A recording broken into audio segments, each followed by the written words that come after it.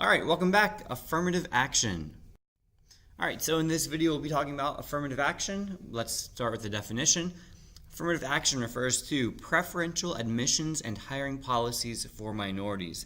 Now it's important to note that at this point in time in the United States, these are typically not requirements made by governments. Rather, it is choices made by universities or by employers in order to do this. So the idea is whether or not they are able to look at race as being one of the factors they use when determining admission to colleges, or probably less so, but hiring for employment. All right, so we have a series of Supreme Court decisions that have weighed in on this policy. So obviously you go back to the original reason for this, think back to the civil rights era, where clearly people were being rejected from schools, from employment, based solely on their race. So affirmative action policies are instituted in order to not only stop that, but to try to reverse that trend. So give some preference to somebody based on their racial minority status.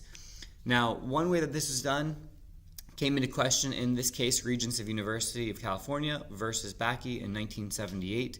So what happens here in this case is you have a white student, and he was not accepted to University of California's medical school. And what that school did was they would accept 100 people to that school each year.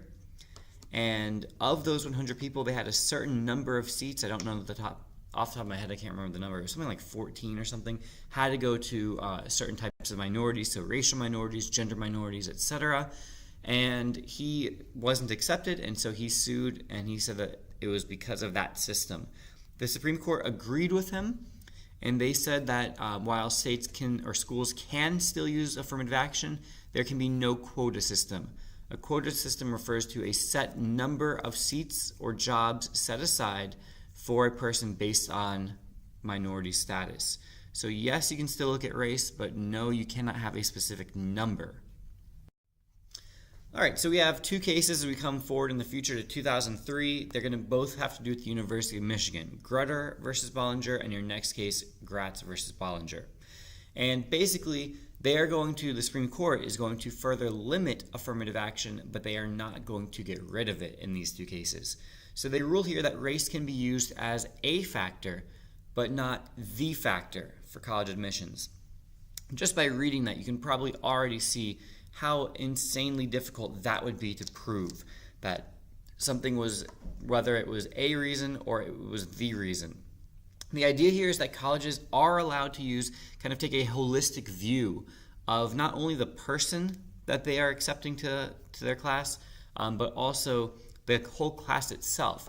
And so they are allowed to look at things like geography. They can have a geographic balance. They can have a socioeconomic balance. They can have a balance of having people with different sorts of interests, so having engineer students, while they have some athletes, they have some dance majors, they have some hospitality, they can do that kind of thing. So they're totally allowed to classify people for lots of different reasons. They can look at donor status of parents, or alumni status, or legacy status. Did their older brother or their parents go there? All these things they can look at. The question is whether race can be one of those things also. And the answer was yes, race can be one of the things, but it is not supposed to be the determining factor of why somebody gets accepted or not accepted. The other case, again, University of Michigan at the same time, was Gratz versus Bollinger. These were companion cases.